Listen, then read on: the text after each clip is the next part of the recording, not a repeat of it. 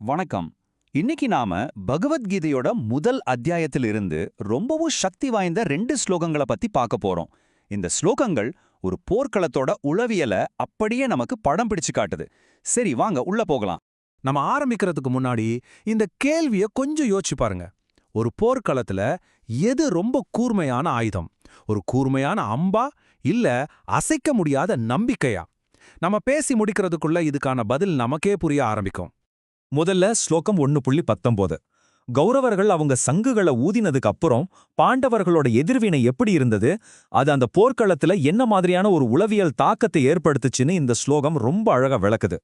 ச கோஷோதார்த்திரராஷ்டிராணாம் ஹிருதயாணி வியதாரயத் நபஸ்ச பிருத்திவீம் சைவ துமுலோ அப்யனு நாதயன். 19. இந்த வார்த்தைகளை கொஞ்சம் கவனிங்க.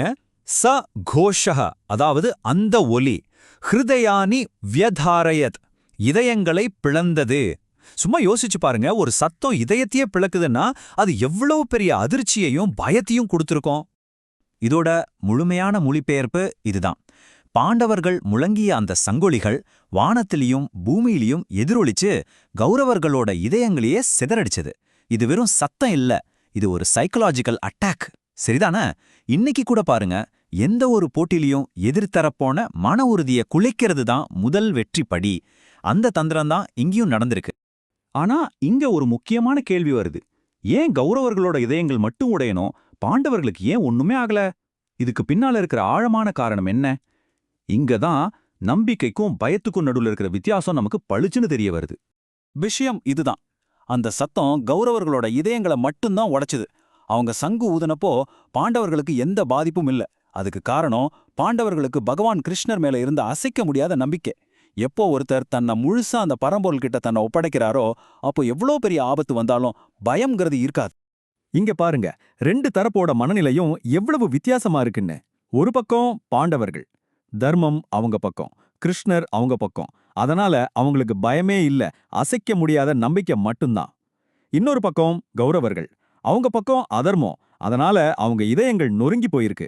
வெளியில பாக்குறதுக்கு அவங்ககிட்ட பெரிய படை இருக்கலாம், ஆனா உள்ளுக்குள்ள பயத்துல நடுங்கிட்டு இருந்தாங்க. நாம செய்யற செயல் நேர்மையா இருந்தா அதுவே நமக்கு எவ்வளவு பெரிய மனபலத்தை கொடுக்கும் பாருங்க. சரி, இந்த மனோதத்துவ ரீதியான வெற்றிக்கு அப்புறம் என்னாச்சு? நம்ம கதையோட ஹீரோ அர்ஜுனன் என்ன செஞ்சான்? அவனோட அடுத்த மூவ் என்னவா இருந்ததுன்னு தான் ஸ்லோகம் 1.20 நமக்கு சொல்லுது. அத்தம் வியவஸ்திதான் திருஷ்ட்வா தார்த்தராஷ்டிரான் கபித்வஜः பிரவருத்தே சஸ்திரசம்பாதே தனுருத்யம்ய பாண்டவः ரிஷிகேஷம் ததா வாக்கியம் இதமாக மஹீபதே. 20. இந்த ஸ்லோகத்துல கபித்வஜான்னு ஒரு வார்த்தை வருது. இது ரொம்ப ரொம்ப முக்கியம். இதோட அர்த்தம் அனுமனின் கொடியை உடையவன். இது அர்ஜுனனை குறிக்குது. அவனோட தேர் கொடியில அனுமன் சின்னம் இருந்துச்சு. இதை ஏதோ அலங்காரத்துக்காக இல்ல, இதுவே போரோட முடிவை முன்கூட்டியே சொல்ற ஒரு பெரிய அறிகுறி. அது எப்படின்னு நம்ம பார்க்க போறோம். இந்த ஸ்லோகத்தோட முழு மொழிபெயர்ப்பு என்னன்னா, கௌரவப்படை அணிவகுத்த நிக்கிறத பார்த்ததும் அனுமன் கோடி பறக்கிற தேர்ல இருந்த அர்ஜுனன் தன்னோட வில்ல எடுத்து அம்புகளை தொடுக்க தயாரானா. அப்போ தன்னோட தேரோட்டியான பகவான் கிருஷ்ணர் கிட்ட பேச ஆரம்பிச்சான். இங்க இருந்து தான் உண்மையான ஆட்டம் ஆரம்பிக்குது. ஒரு நிமிஷம் யோசிங்க. போர் ஆரம்பிக்கிறதுக்கு முன்னாடியே அர்ஜுனனோட வெற்றி உறுதியாகிடுச்சுன்னு சொன்னா நம்புவீங்களா? ஆமா, அவனோட தேர்லயே அதுக்கான அத்தனை அறிகுறிகளும் இருந்துச்சு. அது என்னன்னு ஆழமா பார்க்கலாம் வாங்க. வெற்றி உறுதின்னு சொல்றதுக்கு இந்த 3 அறிகுறிகள் தான் காரணம். 1, அனுமனின் கொடி. ராமரோட மிகப்பெரிய பக்தன் அனுமன் தன்னலமற்ற சேவைக்கும் சக்திக்கும் அடையாளம். 2வது, கிருஷ்ணரோட பிரசன்னம். தேரோட்டியா இருக்கிறது சாட்சாத் அந்த ராமரே தான் கிருஷ்ண அவதாரத்துல. 3வது, திருமகளோட அருள். எங்க ராமர் இருக்கிறாரோ அங்க அவரோட நித்திய துணைவியான சீதை, அதாவது திருமகள் இருப்பாங்க. இது வெற்றியையும் செல்வத்தையும் உறுதி செய்து. அப்போ பாருங்க, சேவை, தலைமை, வளம் எல்லாமே அர்ஜுனன் பக்கம். அப்போ இங்க நாம புரிஞ்சிக்க வேண்டிய மிக முக்கியமான விஷயம் என்னன்னா, அர்ஜுனன் கையில வில் வச்சிருந்த ஒரு வீரன் மட்டும் இல்ல, அவனுக்கு பின்னாடி இந்த பிரபஞ்சத்தோட உச்சபட்ச தெய்வீக சக்திகள் எல்லாம் துணை நின்னுச்சு. அவனோட பலம் அவனோடது மட்டும் இல்ல. ஆக இந்த 2 ஸ்லோகங்கள் மூலமா நமக்கு கிடைக்கிற பாடம் என்ன? இது வெறும் போர்க்களத்துல நடந்த ஒரு சம்பவம் மட்டும் இல்ல, நம்ம வாழ்க்கைக்கான ஒரு பெரிய தத்துவத்தையே இது சொல்லுது. வித்தியாசம் ரொம்ப தெளிவா இருக்கு இல்லையா?